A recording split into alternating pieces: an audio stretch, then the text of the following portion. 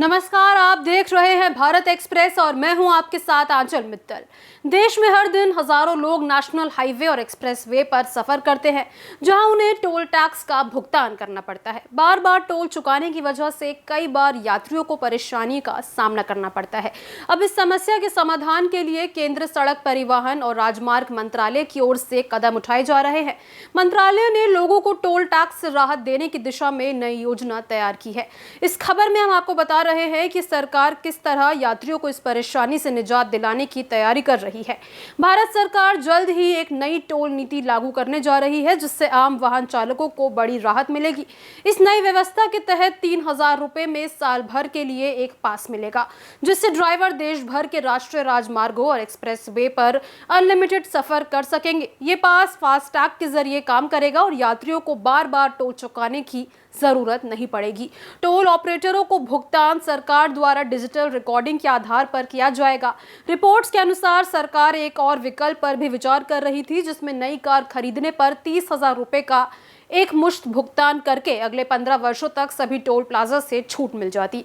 हालांकि life time pass के इस प्रस्ताव पर आम सहमति नहीं बन सकी, जिस वजह से फिलहाल इसे लागू नहीं किया गया।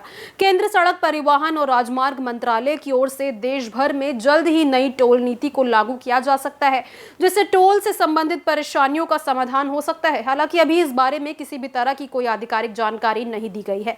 चलिए जानते हैं कि नई टोल पॉलिसी के ड्राफ्ट में कौन कौन सी बातें शामिल है। तो सबसे पहले नेशनल हाईवे और एक्सप्रेसवे पर टोल से जुड़ी समस्याओं को हल करने के लिए सरकार नई बैरियर फ्री टोल पॉलिसी ला रही है, जिससे यात्रियों के टोल चार्जेस 50% तक कम हो सकते हैं। फिर उसके बाद नए सिस्टम में अब टोल प्लाजा पर नहीं बल्कि प्रति किलोमीटर के हिसाब से चार्ज किया जाएगा, जैसे कि एक कार को 100 किलोमीटर के करीब 50 रुपए देने होंगे। फिर 3,000 रुपए में सालाना टोल पास खरीदा जा सकता है। ये one time payment national highway, expressway और स्टेट हाईवे पर यात्रा को कवर करेगा।